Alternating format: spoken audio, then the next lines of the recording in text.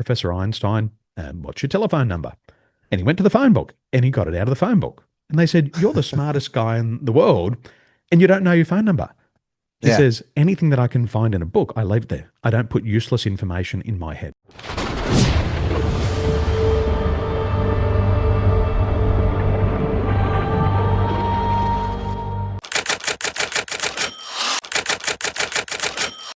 Hi, and welcome to the Kid and Friends podcast. Today, my guest is Daniel Tolson, a.k.a. the Voice Whisperer. He's a leadership coach and frequency healing innovator with a wild comeback story. Once labeled tone deaf with major childhood health challenges, he used music therapy to unlock his ability to hear and later became an Australian wakeboarding champion. Today, he runs the Tolson Institute and alignment assessments using voice frequency analysis to spot stress, burnout, and health imbalances. And he's coached tens of thousands of leaders while helping deliver over 1 million self-healing sessions. How are you, Daniel? I'm good. I'm warm, and I just nice went for a red light therapy bath. So nice. It's a great start to the morning. So as a child, you had hearing difficulties, or was it just certain tones? My son asked me the other day, he said, Dad, did you used to lick windows at school? And I said, pretty much. So probably around about age 10, my mum and dad started to notice a couple of difficulties in me reading English and doing maths. And so they started to get me assessed, and people said, no, he's perfectly fine. He's okay. But the feedback from the teachers was a little bit different. It was like, Daniel's a little bit slow. If he paid a little bit more attention, he'd be a good student. And so my parents kept looking for answers, and they really couldn't find anything. And then the physical problems started to happen. So I would run and my knees would collapse, kind of like the Forrest Gump type images. And then my hips Did you have the leg ache. braces too? When I was older, I did, but for a different Oh, reason. okay. Okay, I got you.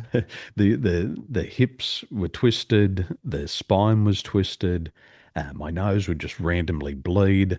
I was visually impaired. I was tone deaf. And for me, that was totally normal because I didn't know. Was this all related to whatever the issue was, or are they all separate? All related. So Okay. the knees created problems with the hips. The hips created problems with a twisted spine. The twisted spine was related to the 6 plates in my skull that weren't formed properly, that were pushing down on the left and right hemispheres of the brain. Yeah. That created pressure buildup. That created the visual impairment. So when they would test my eyes, I'd say, he's got perfect 20/20 vision. But if you threw a ball at me from this way, I'm trying to catch it over here, and it shoots past my head this way. So your perspective was off. Yeah, because the information that was coming in and the pressure built up in the head, it distorted what was happening. So I could see the words on the board. That wasn't a problem. Yeah. But what happened between what I saw and what processed in my brain and what came out on the paper was totally different. And I'd read it back. Is that considered like a dyslexia of sorts? They called it linear sequential learning disability. So it's a disability to learn in a linear and a sequential manner. So if you were going to teach me steps 1, 2, 3, A, B, C, I wouldn't be able to process that. Now, although they call it a learning disability, it's more of a learning style. And the disability was with the teachers, because at school you've got to teach in a linear and a sequential manner. Yeah. But in the real world, because all the other students learn it a certain way. Exactly.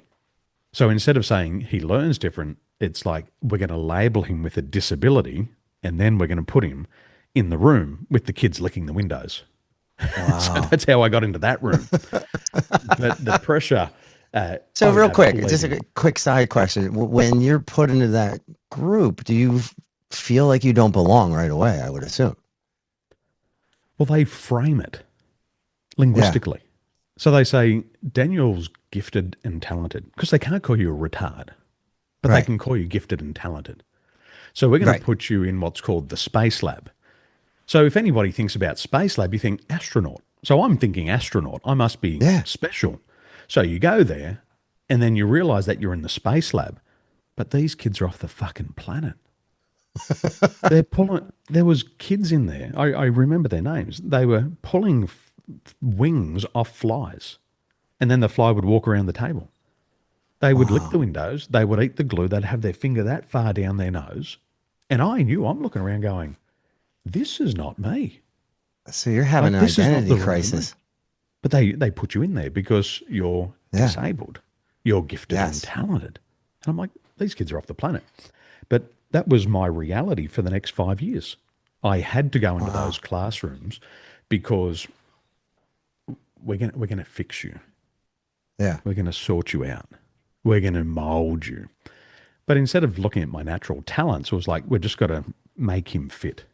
So from So that did came all the other anything therapies. besides that ability to perceive and learn, anything else about you seem off to them?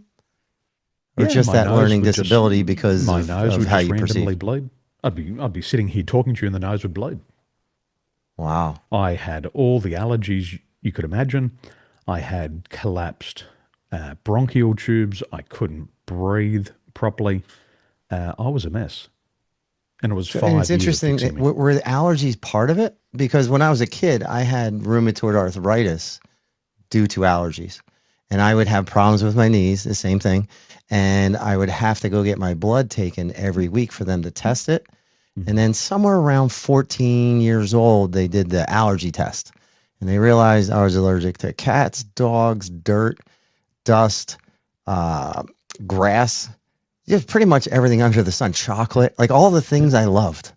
And it was awful. And I used to have to go to a doctor every Thursday until I was about 18 years old and get a needle to get me used to some of these things. Mhm. And I still have it sometimes. And once I got my COVID shot, it really just ramped everything up again. And so when you're having these allergies, is the allergies associated with it as well? All of it's correlated. Okay. All of it's bidirectional.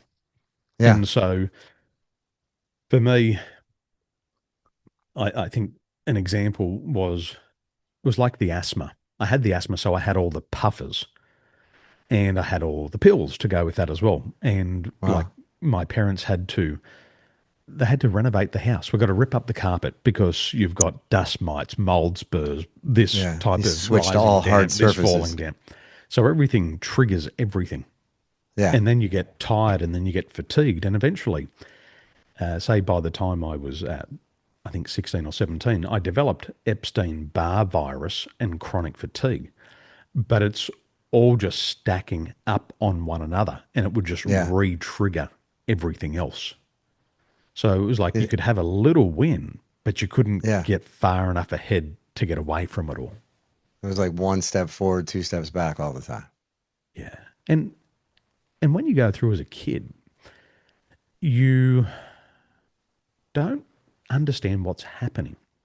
Nobody really sits you down and says, "Hey, you're normal." It's Yeah. like a mechanical problem or it's a programming problem in your body.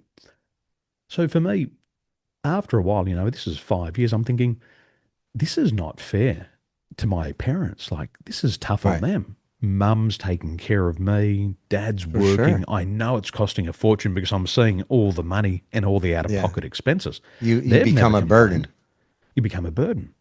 And Yeah. so you think, is my life worth living? So even at age 11, the physical problems that had manifested in the body now started to play with me emotionally. So you start to feel guilt, you start to feel Yeah. shame, you start to feel regret, you're embarrassed, you're different. And then the self talk gets loud in the head. It's like, maybe I'm a waste of space. Does Maybe it would be suicide better. enter your thoughts? Oh, 100%. I Wow. remember one day it was like, maybe I should make space for somebody else. And it starts out with a little bit of a fantasy.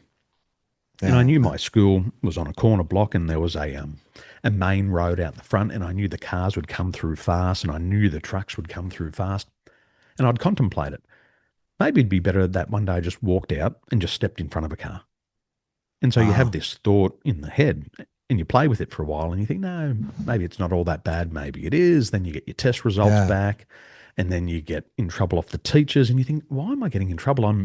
I'm trying really hard. Yeah. But you're telling me I'm not doing good enough all the time. They're like, you're So not licking maybe the there's windows something hard wrong with me. enough. Yeah. Yeah, even my son, he's like, Dad, you were one of the window lickers. I'm like, yeah, unfortunately I was.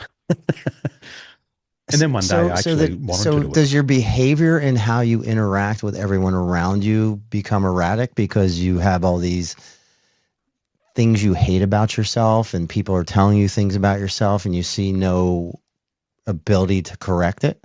And is there frustration that enters your interactions with everyone? I think for me, I was probably pretty chilled out about it Yeah. in a lot of ways. Like I didn't have aggressive behaviors. I wasn't Okay. violent. I wasn't hitting trees. I wasn't punching walls. I Right. think what I learned about myself as I reflect on it as an adult, I was very much introverted. So I wasn't really concerned about the external world and things. I Mm-hmm. was living in my own reality. And so, although I'm Oh. going through that, I still have this vision at a young age. And this vision was that I was going to be like a doctor. So I think through what I was going through, I was already understanding what my life's path was going to be. And I could see myself healing people and helping people get well. But there was no needles, there was Yeah. no knives, there was no pills. I didn't know what it was, but I knew I was going to be like a doctor. You knew So you had a purpose, and was this the universe telling you had a purpose, or was it at, just something that you acknowledged within yourself that, hey, if I can endure this, I might be able to help someone? at that age, it was just another recurring thought. I Yeah. didn't know if it was God or the universe. At that stage, I understand what it is now, that it's part of the life's purpose. But at that stage, it's like when you look backwards, you can connect the dots. And you're like, Hmm. okay, that was my life's purpose. And as part of Yeah. that, God's like, well, we're just going to fuck with you for a little bit, Daniel. We're going to give you some problems. We're going to help you understand what pain is emotionally, Yeah. physically, mentally, spiritually. And your goal is to get beyond that so that when you're older, you understand what other people go through. So you can have that compassion, so you can have that empathy. And I Yeah. know that now. But then I didn't understand it was just a picture, like a Yeah. doctor, like a doctor. And Okay. so in my own world, I was having a great time. I'm different. I'm Yeah. still different today, and I live in my own head, and it's wonderful. And I realized that the way that my mind worked, there's huge advantages in that. I'm a lateral problem solver. I can connect dots. I could see things that other people couldn't see. I had intuition, and I used to listen to it. I had emotional intelligence, and I could judge people on how they felt. I knew Yeah. who was a predator and who wasn't. So the Wow. intelligence was different. So I developed those skills. And although they weren't rewarded at school, the moment Hmm. that I left school and started real estate, what blew me away was all these talents and skills that I'd learned were suddenly rewarded by the world. And so my first year in real estate, I'm one of the top 10 sales creators in the country. My Wow. second year in real estate, I'm buying my first investment property. I'm only 19. The next year, I'm buying my And second is investment this property. because you basically live outside the box that most people live inside? 100%. It's like Wow. everybody's 100% emotional, but I had a very active right brain. Okay. So my strength was connecting with people. And it's like in sales, I think we've all heard it, people buy people. Yes. And so what I'd do is I would be able to sell myself because I could connect with others. And I was Right. like, You okay, create the well, relationship. It doesn't matter what you're selling. doesn't matter what you're selling. I was Yeah. selling a service, and that worked really well for my personality. But I could win people. No Hmm. threat. I had big ears. I could listen. I could Yeah. have a great conversation. I might not have been the sharpest tool in the shed in terms of going to university, but I had a Yeah. different intelligence. And now in my studies, they say that emotional intelligence is the biggest predictor of success. And this is Oh, why okay. people who drop out of school early often become Yeah. millionaires, and the people who stay in school forever struggle to make ends meet. It's because once you get out of the school system, you got to deal Yeah. with humans. And that's what I had learned. It's interesting that you say that because I was talking with another friend that has a podcast today. Her name's Donna. Her podcast is called The Whole Closet. And she asked me if I was gifted when I was in school. And I said, yeah. I said, to the point where nothing was nothing appealed to me, so I didn't really care to learn a lot of it. And the things that appeal to me, I can pick up in a second. But the things that were presented to me in school weren't necessarily the things that interested me, so I couldn't necessarily. I did okay in school, right? But once I got outside of school and into the real world, like I excelled. I have a full-time sales job as well, and I have a $10 million sales territory.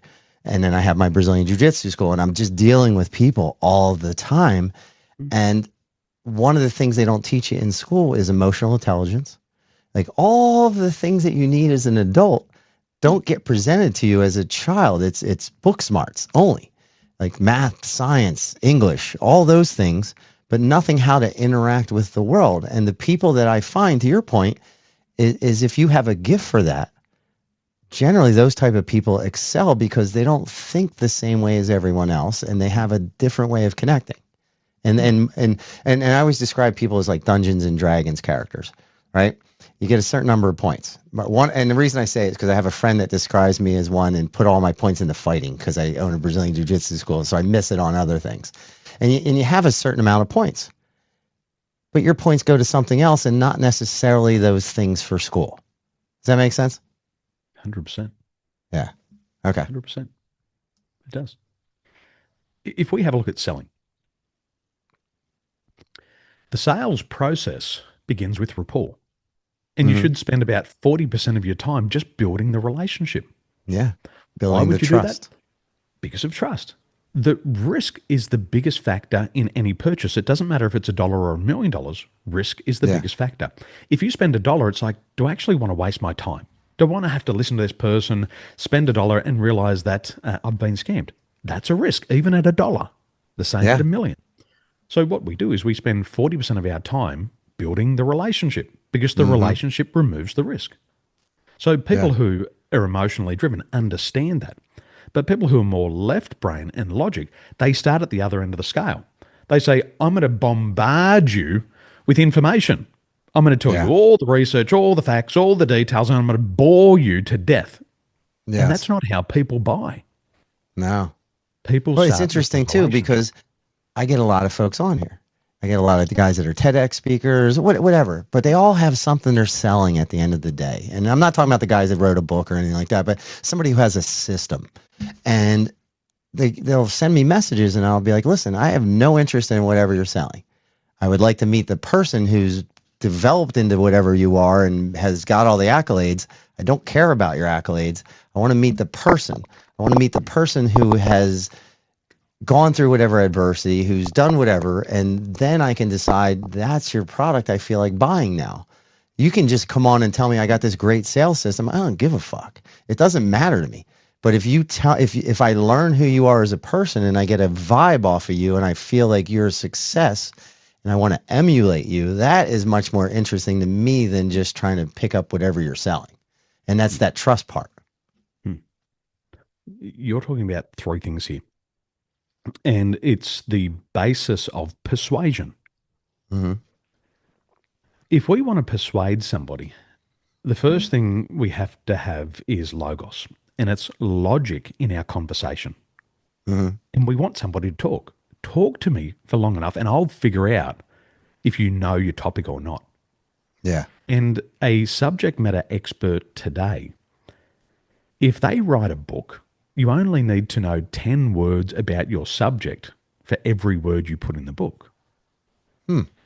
But if you're having a conversation, you need to know 100 words for every one word that comes out of your mouth.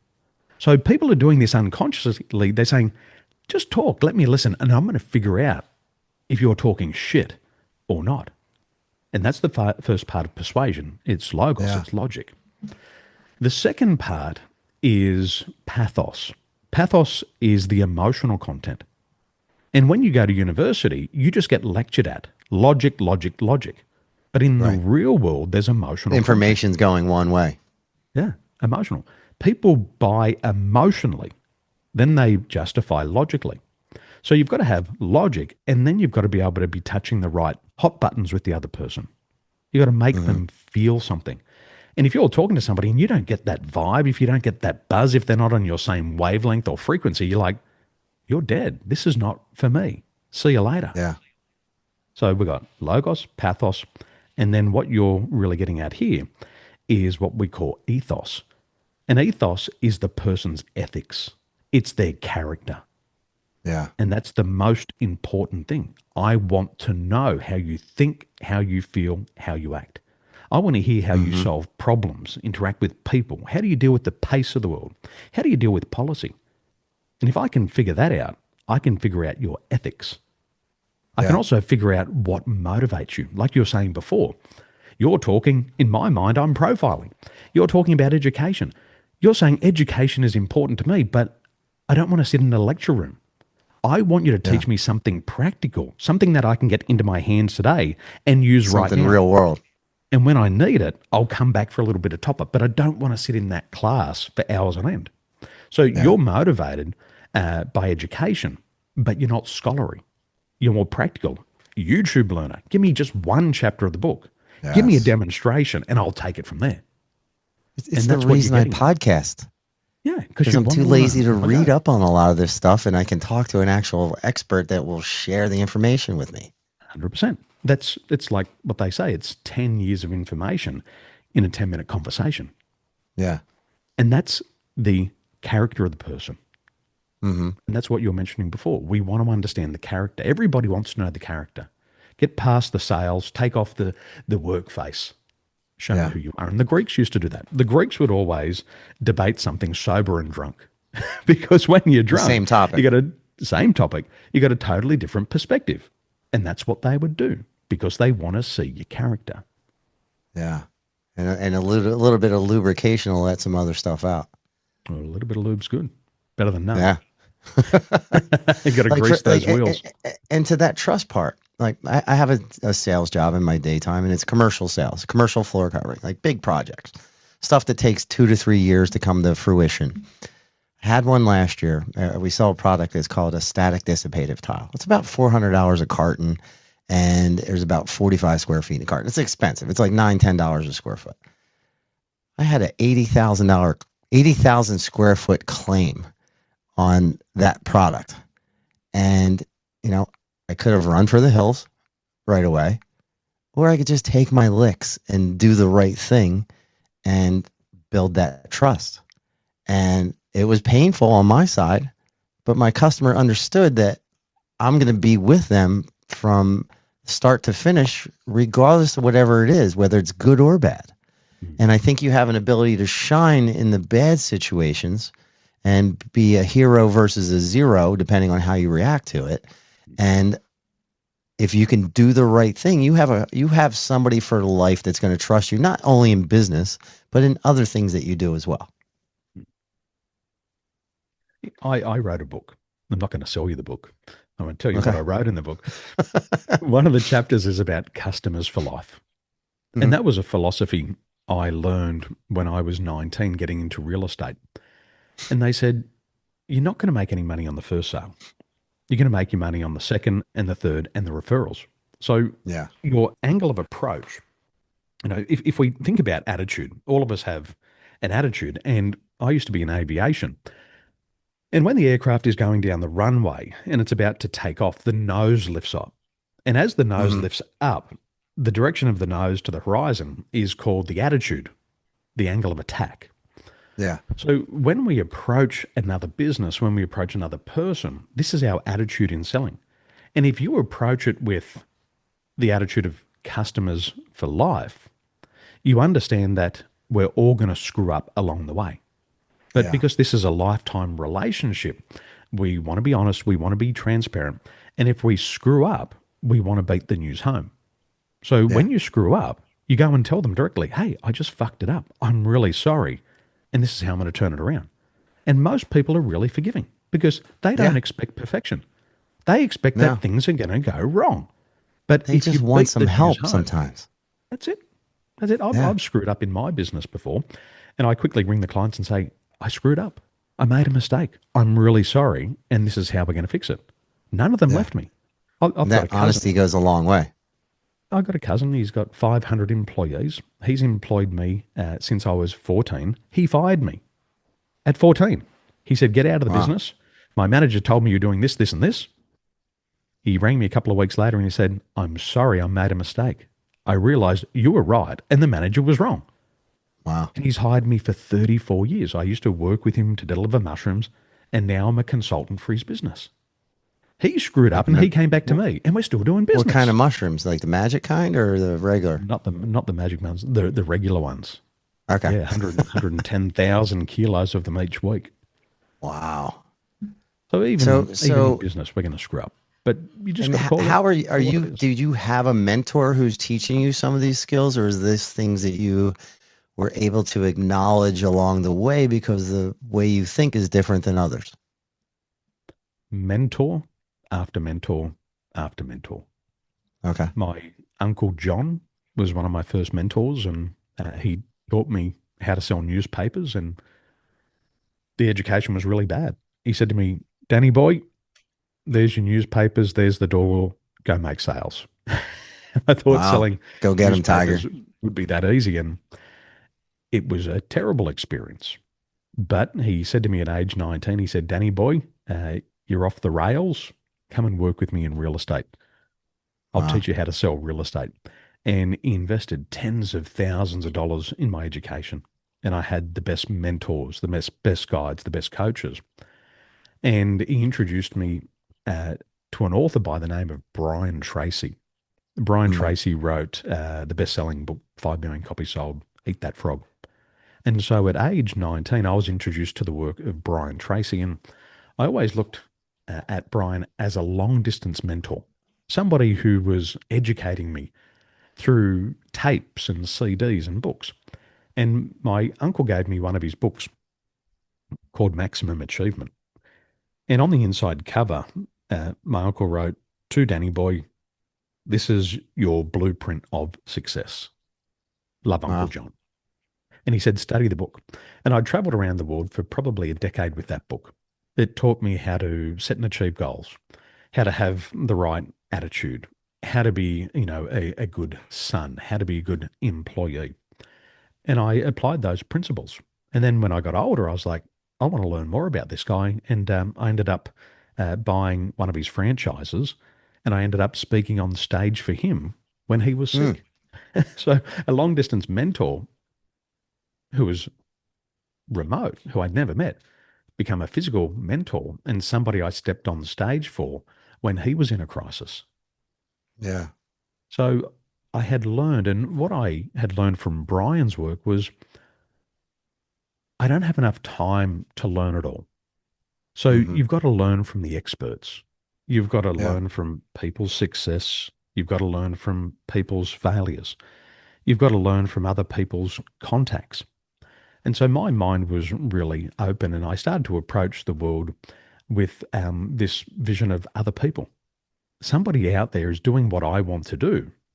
And if I just go to them and pay them what they want, they're going to teach me everything I need to know in a short period of time. What took them 20 years to do, they can probably give it to me in 20 hours.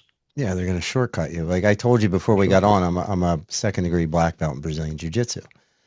The way I teach is by sharing the things that my instructors never shared with me. Mm. I had two great instructors that were black belts. One fought in the UFC for 18 fights. The other one fought in Bellator for, I think, 17 fights. And they were both Brazilian. And what happened was neither one of them spoke English when I started training with them. They had both were new to the country whenever I had met both of them. Same team. And I was always the dummy. I didn't speak Portuguese or anything like that, but I was the one that was demonstrated upon. And I would have to take the physical part and turn it into words and explain it in the way that I felt it so those people around me could understand what that teacher was trying to teach. And I found that I had success by sharing the thing that I was hoping that that instructor shared with me in the process. And now I still do it. And it's my thoughts are exactly what you just said is I'm shortcutting people to the knowledge. It took me a while to get because some of these revelations were on my own over the years, like through just repetition or drilling something. Like the way I taught an armbar 10 years ago was not the way I teach it now. The way I teach a rear naked choke is not the way I taught it 10 years ago. I've learned and I've found all these little tiny details that make a ton of difference that I can share that no one ever taught me. And it's that same as like having a mentor or having a book where, and a lot of people don't think of a book as a mentor. And I always say it is because you're not talking to the person, but you're getting the same type of knowledge. And, you're not getting feedback where you would talk to somebody both ways, but you're still learning. And that basically a person is a mentor. And if I can shortcut it for them and save them the trouble, ideally they're going to be better than I ever was. And I hope to do that every time I'm on the mats when I'm teaching. A book is a mentor. I don't like details. I hate the details, but I love to study. And what I do is when I study a subject, I will read thousands of articles. And then what I'll do is I'll take everything I've learned and I'll put it in a book. And then if somebody asks me a question, I say, don't ask me, read my book. I'll give you the book. I don't want any money for the book. Yeah. I've done the research. Here it is in a condensed form. I learned from Einstein. I look at him as a mentor. And there's only one thing he ever taught me was don't put useless information inside of your head. Anything that can be found in a book, leave it in a book. And I got there because there was an interview and somebody said, Professor Einstein, what's your telephone number? And he went to the phone book and he got it out of the phone book. And they said, you're the smartest guy in the world and you don't know your phone number. He says, anything that I can find in a book, I leave there. I don't put useless information in my head. You just have to know where to find it. You just got to know where to find it. And that's how I like to live my life is I've done the research. I understand the details. I just don't want to get into a detailed conversation about the details. Read the book and it'll save you a whole year. And it's there. And it's in a logical format that you can understand in everyday language. And that's what I do. And that's what I've done with many mentors. When I was 14, I started the sport of wakeboarding. And there were no coaches, but there was magazines. And there was people teaching tricks in magazines. And I would read the magazine, do the trick. And then somebody would say, Danny Dange, can you teach me the trick? Yeah, I can do that. And so I started to coach people who were better than me to do tricks that I couldn't do. But I had an ability to be able to look at it and break it down into a process. Process it. Yes. Step 1, step 2, steps 3, step 4. And if they did that trick the way that my mind would work, it would almost film it in slow motion. I could play back that trick and I'd say, step 1's good, step 2's good, step 3's the problem. Let's work on that. So people would come to me and say, can you teach me? These people were Australian champions. They were world champions. By age 16, a guy who owned one of the biggest water sports businesses in Australia said, could you come and teach my crew how to wakeboard? I'm like, I don't know if I can do that. He's like, dude, just come and teach it. You don't have to be able to do the trick to teach the trick. So I went down there and I'm earning $100 an hour and I'm 16. And I'm like, this has got some legs like to hitting it. the lottery. Yeah, then I traveled the world with that skill. I went to the United Kingdom. I got paid to teach people how to wakeboard, to do tricks that I couldn't do, but I could teach it. And that's the difference. There's a difference And with you could coaching. process it. Because Process it. I can do that with Brazilian Jiu-Jitsu. I can watch a technique I've never done before, and I might watch the video 3 or 4 times and just pause it on spots or go back to a certain spot and, okay, this is where the weight distribution is. This is the fulcrum point on this position. And then I can teach it almost immediately. I might take me a minute to run it through my physical part where, okay, now I know where I'm at. Here's my touch points. Here's where I'm moving around or doing whatever I'm doing. And when I do that, part of me in my head's like how do you do that? Because it's that thinking outside of the box part where my brain doesn't process the same way other people's does. And for you to be able to look at a magazine, because there was no YouTube back then, I'm guessing, when you were doing this, unless you look really old for like 22. But it's that thing like where you're basically, and a lot of magazines would do like, step 1, step 2, step 3. Yeah. And it's usually like a picture from one side. It's not like a 360-degree rotation so you can see where everything's at. Like you can get the gist of it and then piece together all of the other parts that help complete it, right? Exactly. And that's what going back to living in my own world, that's what I used to do when I was young. I was Yeah. having a great time in my own mind doing all of this stuff. And my mum would ask me a question. She'd be like, how do you know that information? I'm like, Yeah. I just know it. And so with the wakeboarding, it was the same thing. World champions, Australian champions would say, Danny Danes, teach me this trick. Okay, Yeah. this is it. One, two, three. Have you seen somebody do it before? I said, no, but this is exactly how you do it. And they go out and do it and they do it the first time.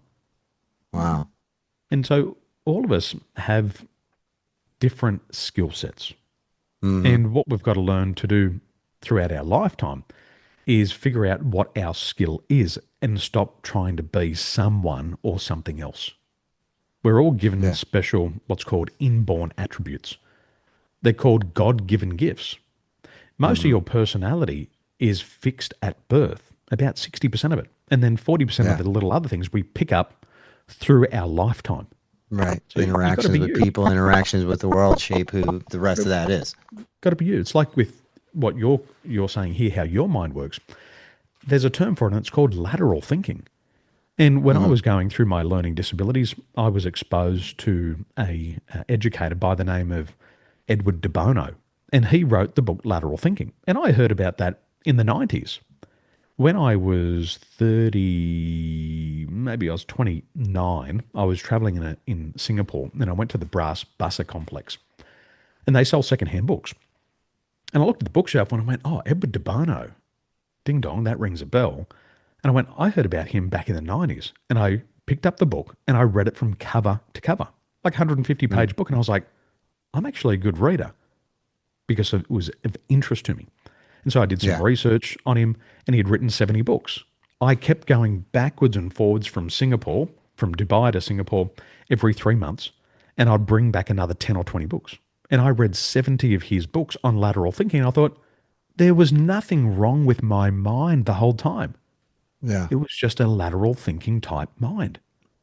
And then I It's just different utilized than everyone else. all of that information. I absorbed that information. And when I started my consulting business, I found other people like me who were told that they were learning disabled, but they got Yeah. these $1 million businesses. And they'd say, Daniel, have you read this book before? And I'd say, no. They'd say, could you read it and teach me the core points? I'd read a book, and then I'd earn my $750 an hour So you're consulting. like a human Teach them Cliff what's in the Notes. book. 100%. Because what I learned is in a book, 70 to 80% of the information in the book is just filler. It's all Yeah. filler. It's all fluff. And when you condense it, you apply the 80-20 principle. And Mm-hmm. only 20% of the stuff in the book is relatable and usable. So you quickly get the good stuff and you kick the fluff out. Yeah. That's what you do. You just get what's important and run. And if you need to know some other details, you can always go back to the book. Sure. And for me in my life, that works. And in the real world, it seems to work as well. Yeah. And so you're having this successful career as a mentor to others and teaching people things that you didn't know, especially in wakeboarding, but then you move into the real estate world and you become very successful and you start sharing people. At some point where do you become the business coach to these folks? Because I would assume the things that you're learning in real estate apply to other areas of sales, and you don't have to necessarily do that. But where do you go from learning to becoming a recognized expert? Well, I dropped out of school at 17. When I was 18, I ruptured my posterior cruciate ligament. So I was in a whole year of rehabilitation. And then my doctor said to me, you'll never wakeboard again. You've got knees of a 60-year-old man. So, okay, Yeah. fair enough. But fuck you. You don't get to tell me what I'm going to do. I'm going to fix them So on my own. I'm going to do it myself. I'm going to do it my way. So the very next year, almost a year to a date, I was back in his surgery having my second operation. He said, I told you not to ride. You didn't listen to me. I said, your job's not to tell me what I can and can't do. Your job is to fix the knee. Yeah. Fix it up again. Your job's to get me back out on the playing field, Got to get me not to back out keep there. me off the playing field. That's right. So I Yeah. did that. And then during that stage, I was going to business college and I did a diploma of hotel management. So I started to like hospitality, and hospitality is an easy job to get and flexible hours so you can be an athlete. And around about the same time, I'd already competed at the Extreme Games. So I was already in the top 10 in the world at that stage competing. Yeah. So I had that taste. And then year after year, there seemed to be more problems. I got jumped by 6 guys, almost killed me. I had to bounce back from that, had to have operation and surgery from that, plates and pins in the arms. And then I started to work in family business. So I'd gone from real estate and I said, that's not me. Yeah. That's for other people. I've learned what I need to learn. I got to move on. It's not part of the path. And I started Right. It was working temporary. And I started to work in the family pawnbroking business. So we were in porn Did for you say 17 porn? years. Porn. Like My pornography. mother, my mother was in porn. My dad was in porn. No, like Pawn Stars, the secondhand dealing show from Yeah, yeah. Vegas. Oh, pawn. Okay. I thought you said porn. I'm like, I wow, did, that's great. A yeah, family business. yeah, porn, secondhand goods.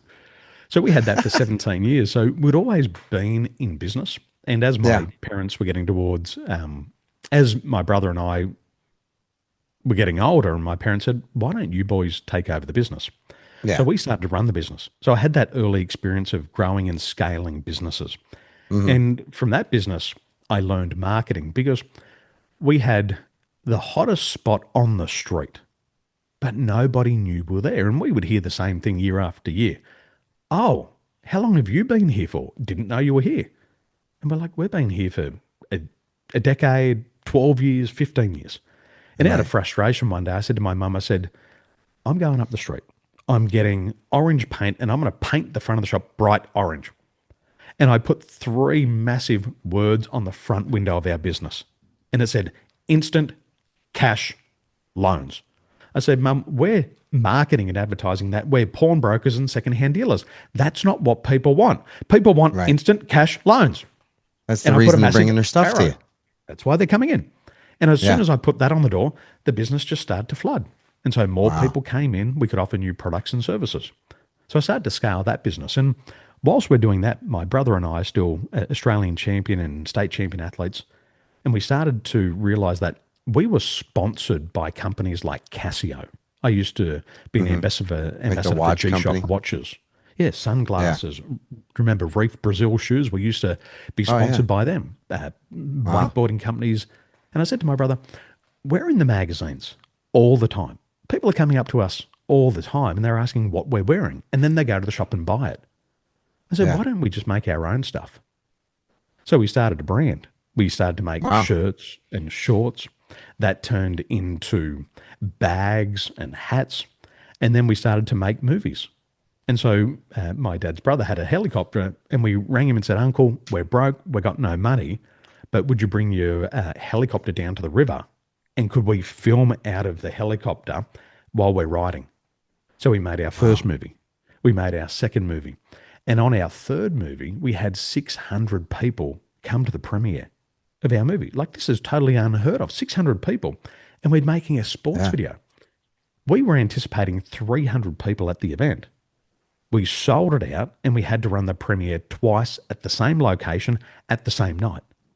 Wow. And then I got smart and I said to my brother, you know, as we do this, we're manufacturing in China. Let's get the clothes even earlier. Let's film a season in advance in all of our clothing, in our life jackets, and our And then boards, and sell our them on the stock, spot. and then put it in the video. And once the video hits the shelf, all the clothes are on the shelf as well. So now there's 54 shops across the country stocking our goods. After Wow. that, I said, these people don't pay their fucking bills. Let's start an online store. So we started an Yeah. online store, and now we're selling out every single week, shipping all around the country. So this is when the business mind is starting to get activated. And Yeah. then I made a couple of mistakes. My brother and I went different ways, and I ended up working with Emirates Airline and co-leading a team of 17,500 cabin crew.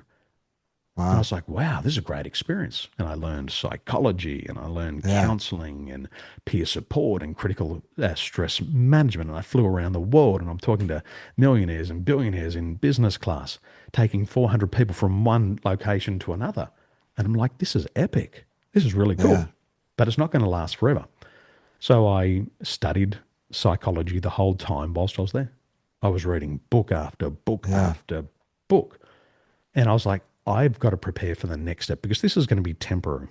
And unfortunately, my wife had an accident on one of the aircrafts and it left her with a permanent disability.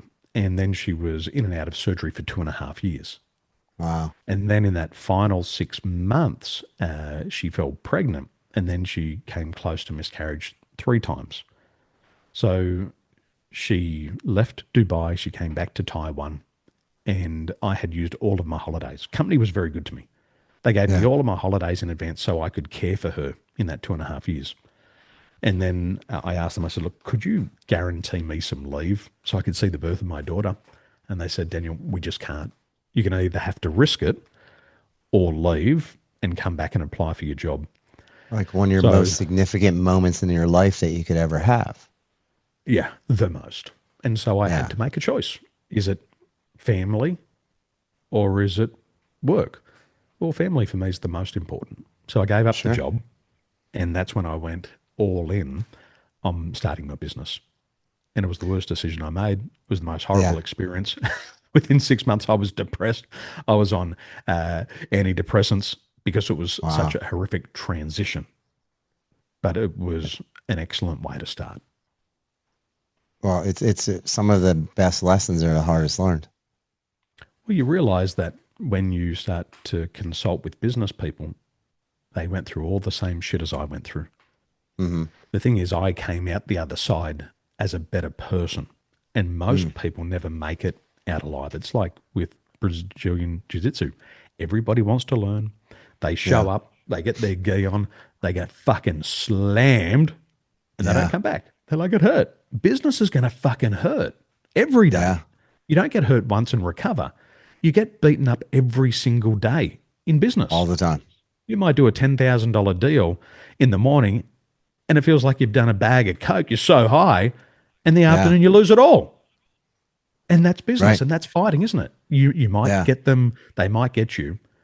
But as long as you keep getting back up, it's like if you just understand the basics of the world. If if you invested your money and you succeeded just 51% of the time, you break the bank. Yeah. You've only got to succeed 51% of the time and you break the bank. You win. But everybody thinks you got to get 100%. No, you don't have to win 100% of the matches to win the grand final. You just got to No. get to the grand final. And most of the time, you kind of squeeze into the top 8, you squeeze into the top 4, flick of the coin, you get through to the finals. And then Yeah. on the final day, every person has an equal chance of winning the grand final. Yeah. 50-50. You don't have to win by 100 points. You just got to win by 1 point. Right. And that's what I went through. And that's what every business owner goes through every single day. So you're learning all these valuable life lessons and business lessons, but none of them yet are taking you towards the goal of being like a doctor. The whole way. Because what I never knew was that the word doctor in Italian is dossier. Mhm. And dossier means to teach. Oh, okay. So a doctor is a teacher. Wow. And what I didn't realize was that the whole time I was teaching other people how to succeed, whether it Yeah. was in sport, whether it was me as a leader at Emirates Airline, whether it was me doing therapy. And then I learned a Greek word called dianaos. And dianaos means through the mind. So then Mm. I got it. Dossier, dianaos, like a doctor means to teach people through the mind, to Wow. teach them how to have the right attitude, the right angle of approach. Do you remember the moment you had that revelation? Were you anywhere particular? Do you remember the exact moment that went through your head? Yeah, I was sitting in this room and I Okay. was creating a slideshow for doctors. Okay. I lead 11 doctors on the advisory board of my company. And And probably even before that, I'd started a podcast called Daniel and the Doctors. okay. And so I surround myself with doctors who are intelligent in their own areas and they mentor me. As I build software and medtech, they mentor me. Yeah. And so I'm learning and we're working together. And my job is to lead them into these new breakthroughs in integrative medicine, to give Right. them tools to use with their patients. So I was in So this as room. they're teaching you, you're learning about their processes, the things they understand, and where the gaps might be, and you're filling it in. Yep. So I'll say, what's a problem that we need to solve? One of the major problems is that 60 to 70% of people who go to a hospital, they go because they have stress, anxiety, and depression. Hmm. And 97% of them get turned away. And doctors aren't trained, nor are they given permission to look into people's personal lives because you've got 5 to 10 minutes with a Right. patient before you got to see your next one. Yeah. And the biggest cause of disease on this planet is stress. Stress Yeah. creates inflammation in the body. Stress leads Somatics. to heart attacks. It leads to critical heart failure. It leads to suicide. It leads to depression. These are the Right. But biggest most killers. It most leads to doctors cancer. will look at a problem, diagnose it, and then put a band-aid on it. They're not necessarily healing a lot of the things. And that's because of how they're taught at university. Yeah. And if we track the money back, the money's coming from Big Pharma. So the Yeah. goal is It to is, teach the and real quick, doctors I how don't to mean to interrupt you. diagnose. Is bedside manner something that is taught in school? No, Yeah. no, it's not. That's ignored. It's Right. it's And to your point, something. if you were to ask a few questions, you could probably get to the root of what the problem is a lot faster than just diagnosing somebody with whatever disorder it is and then giving them some Yeah, medication. yeah. There's Yeah. an old saying is if you want an audience, call a doctor, because doctors years ago had time to listen. But Yeah. unfortunately, because of the system, they're not allowed. I went to the Yeah. hospital for a back problem recently. 60 people in the queue, sat down, doctor spun me around. What's wrong? Saw back, spun me around, tap, tap, tap, prescription, get an x ray. Come back Yeah. down, wait back in the line, sit down, look at your x ray, degenerative disc. Here's a prescription, go get your medicine. I didn't take the medicine and I didn't take the therapy because nobody asked me what was wrong. I didn't get the opportunity Yeah. to explain myself. I'm the expert in my illness. I'm living this pain every single day, Right. but nobody listened. And that wasn't because the doctor didn't want to listen. It's because she's got 60 people lined up and she's only allowed 5 minutes per person. And she's got to tick the Yeah. box. Right. So it's a And they're systemic trying to problem. make the most money possible throughout their day, every day. Absolutely.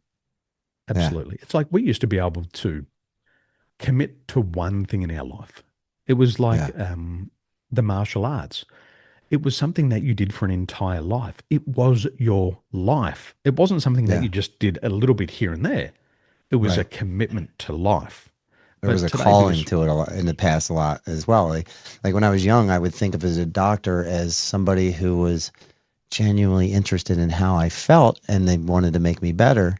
And somewhere along the lines, that changed to it's an assembly line and they're getting you through as fast as you can as possible. And there's not really interaction. Like the doctor doesn't even know who you are as a person. And 30 years ago, there would be a conversation and your doctor would take a minute, maybe 10 minutes, and understand who you are as a person, maybe the things that you do and maybe how you hurt your back, not necessarily what's going on with your back, and maybe take some corrective actions on the front side to prevent it in the future, but now they're just fixing whatever it is on the backside.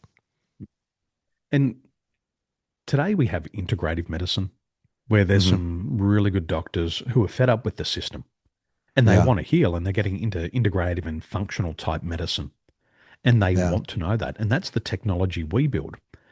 We can help them understand the person. We can help them Yeah. understand their personality. We can help them understand the emotions that they're feeling and how those emotions are actually affecting their body parts. And if they learn to regulate the Right. emotion, they can learn to protect the organ. And there's doctors out there screaming out for a change. And they're frustrated because they were the same as me. They dreamed of helping people, but it was a Yeah. systemic problem. It was like with me when I went to school. It was a systemic problem. There wasn't a problem with Yeah. Daniel. I don't believe God makes mistakes, No. but we're forced into a system that says you've got to behave like this. We're going to take that out of you because we need to control you. You've got to pass this exam. You've got to be able to prove competency here. Where Yeah. years ago, doctors, they weren't always formally uh, trained.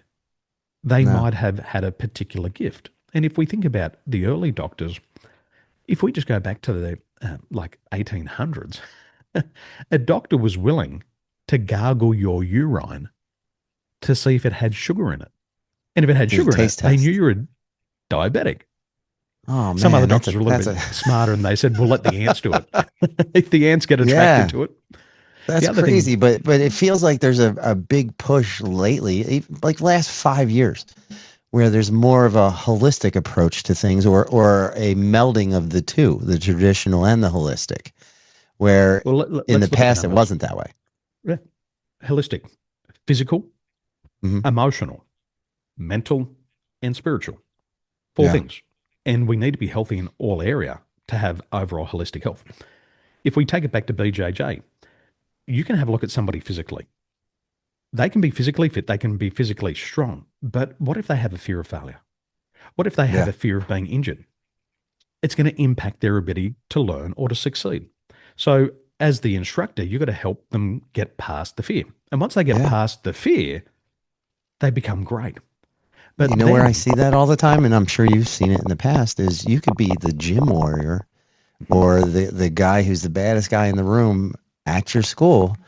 Take that person out of there and put him in a tournament, and they just completely shit the bed well, the because the tournament mentality is different. is the mental health. You get in Yeah, there, now the anxieties kick in. Now the worries kick in. And when I was an athlete, nobody prepared me for that. So I used to have a lot yeah, of negative self talk. I focused on not getting hurt rather than landing and riding the trick away successfully. You got to right. think about mood. Mood is so important before you go into any tournament. If Yeah, you're not feeling it, you're not going to perform. You've also got stress and burnout. And then the fourth thing is spiritual health. And according to the McKinsey Health Institute study, only 1% of studies globally focus on spiritual health. mm, Now, I don't care if people have done BJJ for a year or a decade, they become a spiritual being. They become yes, in tune with nature. There's a certain pulse that they pick up on. There's a certain vibe. There's a certain rhythm. And at some stage when they fight, they tend to leave their body. And it's like they're an observer fighting. Everything slows down. And they yeah, realize that they have a spirit. They calm down. Their courage levels go up and their yeah. procrastination disappears. And they might It's not amazing. call it spirituality, but it is. When I And so, started Brazilian Jiu holistic Jitsu, health. it was because I wanted to fight other people. And then somewhere along the line, it turned into like a lifestyle and a way of thinking and a spirituality to it that has permeated every other part of my life. And when people come and join my gym, like I had a guy join 2 years ago where he was like a skittish cat. Like the slightest thing, like he looked like he was scared to death. And I told him when he started, I said, you're not even going to recognize yourself in about a year. Like all the things that you dislike about yourself and the things that you consider challenges now are not even going to be on your radar in a year. And that's all I said to him. Like a year passed, he came up to me and he's like, I'm a totally different guy. He's like, the way I think, the way I interact, the way I do all of these things. And it's not because I taught him how to win, it's because I taught him how to lose. And by losing and learning from your losses and not accepting them as the end all be all, you're able to move forward and have those successes from your failures. The guys that are always great, like that gym warrior I was talking about a minute ago, who's not meeting the adversity in that same room, when he goes out and he's not sure of the outcome, it changes the way they think. And they shut down a lot of the times. So with the doctors and stuff, and you're teaching these things, like the holistic part of it is an amazing thing. And I'm sure it's in wakeboarding as well. Like you have moments where you're just in sync with everything and you make it You're in to the a run or zone. whatever you're doing and you're in a flow and the flow is beautiful and you come out the other side and you're like, I don't even know what happened. I couldn't tell you what happened over here. I don't even know how I did it, but everything was perfect. And Yep. it's amazing when that kind of stuff happens. And so with your group that you're part of, are you approaching that holistic side of it? Is what it seems like from what I've read. Yeah. Everything has to be holistic. From what I know, there's people who are so financially successful that the Hmm. only thing they have is money. Yeah. They've got bad health, They're Bad negative, they're family grumpy, relationships. they got anxiety and depression, and they have no soul. But it's Yeah. the soul when we meet somebody that's so important. We can feel their Yeah. frequency. Well, it's like there's a really good book by Dr. David R. Hawkins, and it's called The Map of Human Consciousness. And Okay. there's different levels of consciousness. And we tend to hang around people who are vibrating at the same rate, the same frequency. Yeah. Most people on the planet live under a conscious level of 200, around fear, around Hmm. anger. A lot of people are down in shame and guilt. And when you meet them, you're like, oh, that vibe, that frequency, Yeah. I'm out of here. But then you meet Like, how many somebody who's times at have you met somebody and said, "Oh, I just vibed with that guy like I've known him forever because we're in this 100% on the same frequency." the same frequency. And so when you meet people at the level of courage, and when you go into BJJ, there's people that are going, I'm ready to face this fear. And they're operating from courage. And that's Hmm. a different frequency. And what you'll find is that when you're around people with a higher frequency, it lifts you up. So Yeah. if you spend time with five people who are more successful than you, automatically you start to operate at their thought level. And we start to experience what's called memetics. Hmm. Genetics are things that are passed down through the bloodline, but memetics are things that are passed in a mental interaction. And Wow. if you've got a $10 million sales area and I've got a Hmm. $20 million sales area, I'm going to pull you up. And just you being in my vicinity, you'll probably do $11 million next year Yeah. because you now start to think like me. You're listening to me. You're getting what's called emotional absorption. Yeah. And emotions are I'm more gonna learn. I'm contagious. gonna ask questions like, "Why are you doing this? Why? How are you doing this?" I'm Put your I'm feet on it. I, I'm gonna use that person as a mentor, Yeah. and I'm gonna shortcut my knowledge to whatever they have, and it took them whatever years to process. And if they can just give me a little bit of it, I might get that And, next extra million out of myself. and the other thing you realize sometimes they're no smarter than you. You get there and you Yeah. go, oh, this dude is not the sharpest tool in the shed. Yeah. And sometimes that's a gift from God where you're like, okay, Yeah. I'm ready to play at a bigger level. But if you Right. spend time with people who are only earning 5 million, it kind of pulls you down and you start to absorb their fears. And you're like, I don't think it's possible this year. I think the Hmm. market's overly saturated. And that's because you're absorbing that meme, that mind virus gets out Yeah. of their mind and it gets into your mind. And that's a meme. That's memetics. For sure. That's the Well, mind think virus. about. Have you ever played? Do you play basketball at all? I watch it. Okay. But I have can you ever play it. played a sport that you're good at against somebody who's really bad at it? And then next thing you know, your skill level is diminished and just falling down into whatever level their shit is. Yeah. We used to And have a tennis court I at think we have home. 10 minutes still, right? Still got time. Okay. Good. Yeah, we had a tennis court. And there was nothing worse than playing with somebody who was at a lower level because Yeah. you couldn't do your full serve. You couldn't do No. your best backhand. You couldn't do your best forehand. Right. And there's no prediction of what they're going to do based off of your skill level. Like I do it all the time in Brazilian Jiu Jitsu. I tell people I like to fight the white belts because that's the closest thing to a real fight. But the guys I really like to fight are the guys that are skilled because they're going to be the ones that fall into my advanced traps, my Mm. advanced positions, and they're going to react the way I want them to react to get those better, more quality, like fancy moves.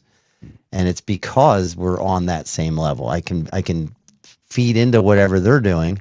And the people who aren't on that same level, it's just a completely different role. It's just a mess sometimes. And so you're coaching these people and you're bringing these things in and you're helping them develop. How does that, with this group of 11 people, how are you taking that into their world and changing how they think and filling the gaps where they have the needs? Well, I think for me, when I'm with them, I never think of myself as a teacher. I always Hmm. act as if I'm a student.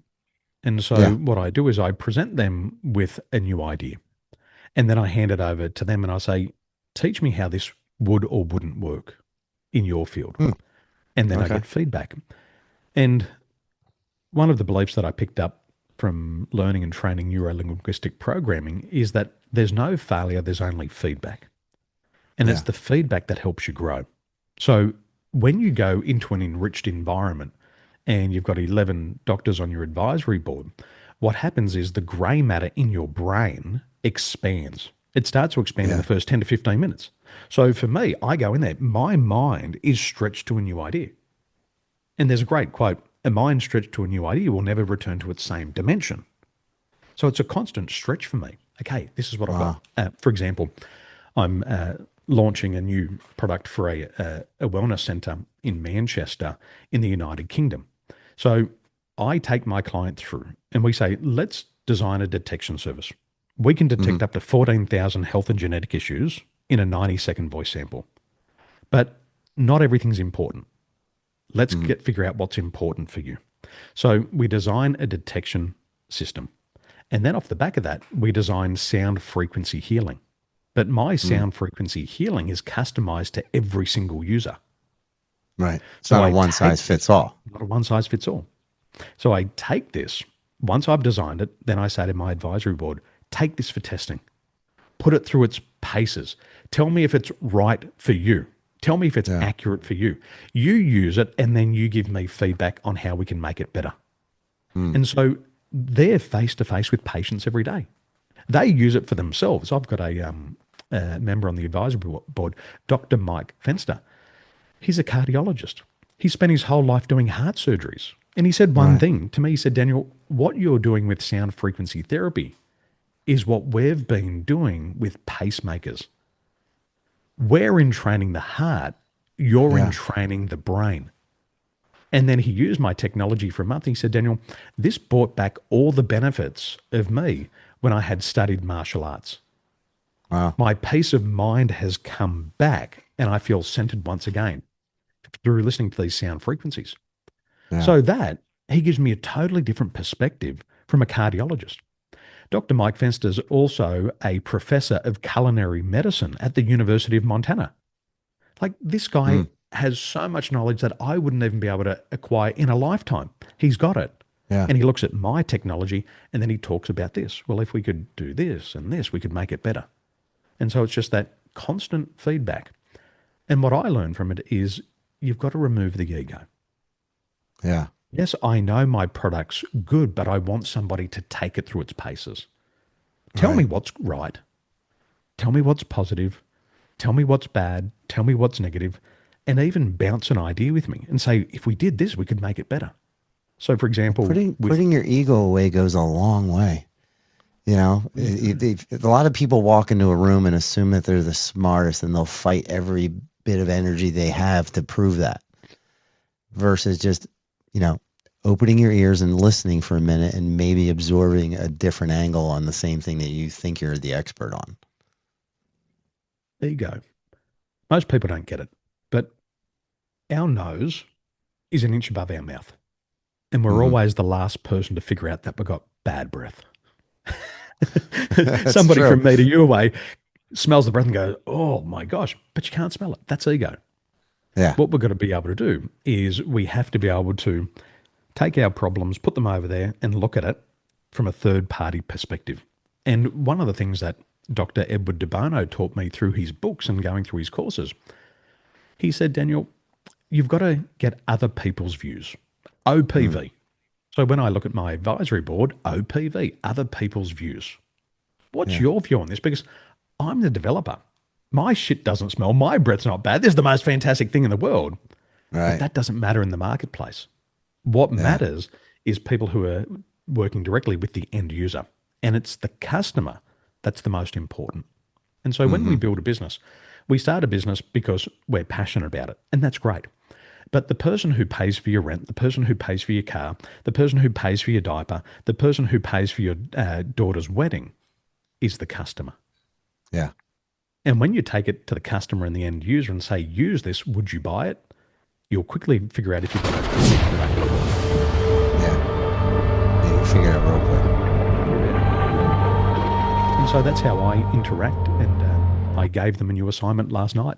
I gave them an assignment 2 weeks ago. And one of our medical doctors, Dr. Annika, she's been a medical doctor in Sweden for 37 years. Imagine what I can learn from that. I say, Dr. Annika, quick. Yeah. You're a medical doctor, you're a family practitioner, you know what the system's like, you know how it should be. Let me give you this technology.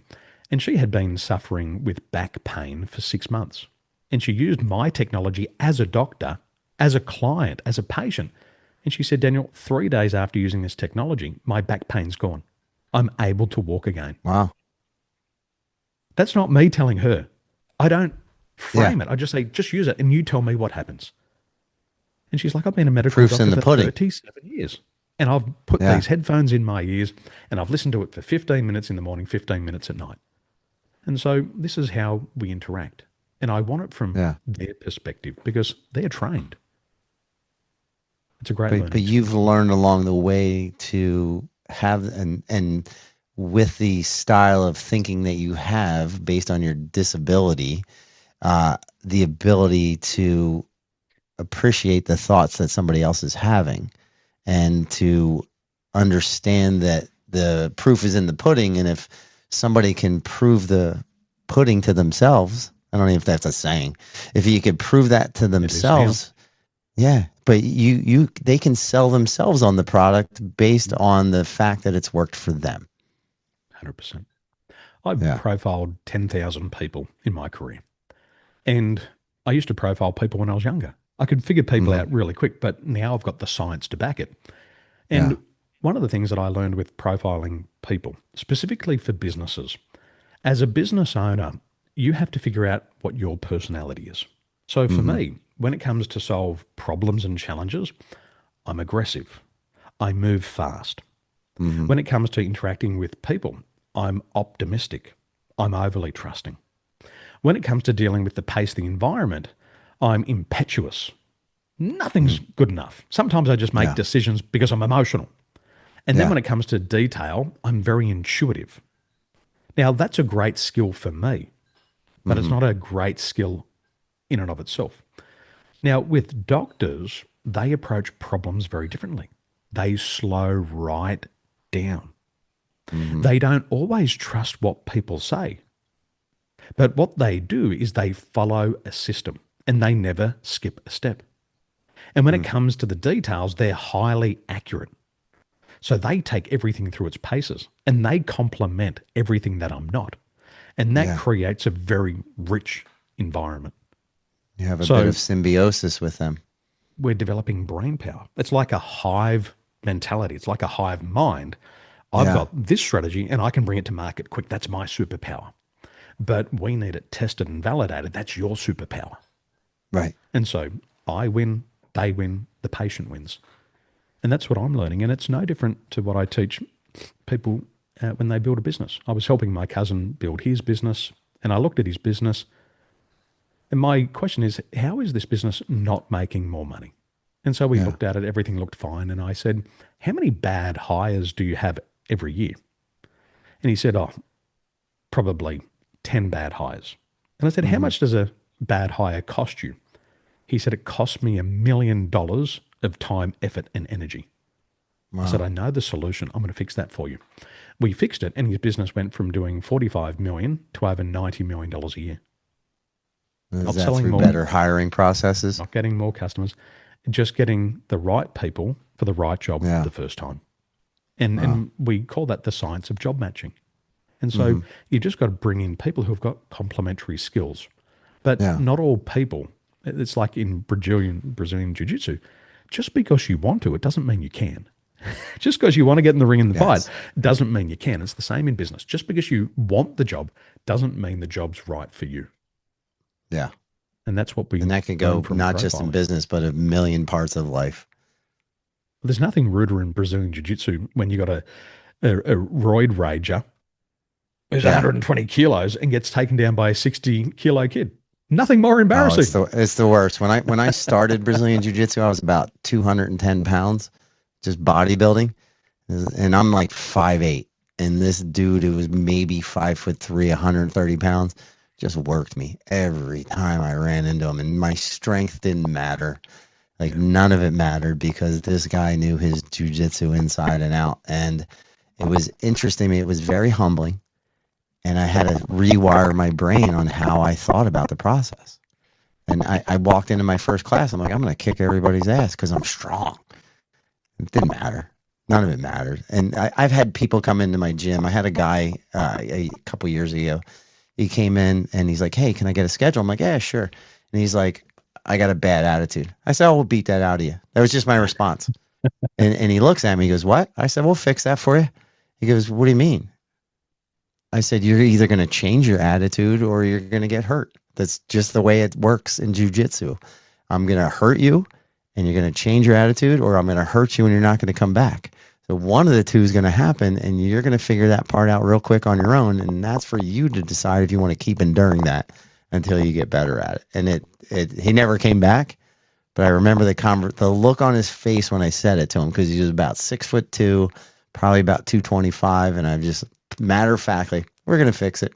And he didn't know how to react to it because he was used to people being around him in fear at all times, because he had that aura that he was a tough guy. In reality, he was a scared guy who was not sure how to interact with the world, and somebody telling him what it was going to happen was a real surprise for him.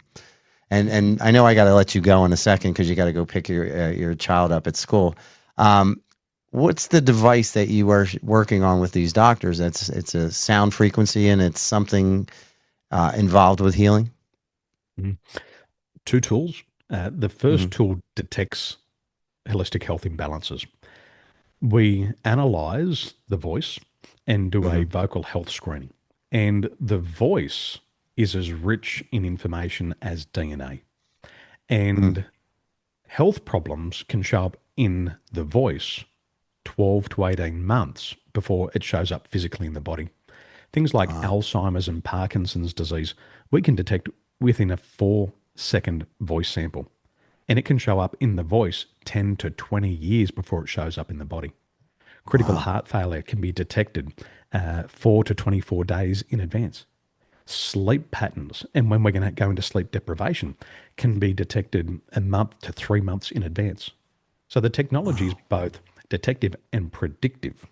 Yeah. And then once we analyze the person's signature sound, at one click of a button, we create their own customized sound frequency therapy. And it's designed for them to correct those holistic health imbalances that we've detected. They listen to it for 15 minutes in the morning, 15 minutes at night. And what happens with sound is our brain has what's called brainwave entrainment. And when you listen to a healthy frequency, the brain automatically aligns with that. It's like when you meet somebody and you're on the same wavelength as them and you connect with them mentally. The same thing happens with the audio. And then the brain and the ears are connected with the vagus nerve. And the vagus nerve puts the body back into a relaxed mode. It gives it the autonomic nervous system balance so it can create self-healing. Wow. I told you I was checking out, and I know you got to go, but I would love to have another conversation just about frequencies. One of the things I learned today is that hearing is one of the first senses that develops. Oh, there we go. Yeah, we'll have a good conversation, but I had heard that hearing is one of the first thing that develops in the womb.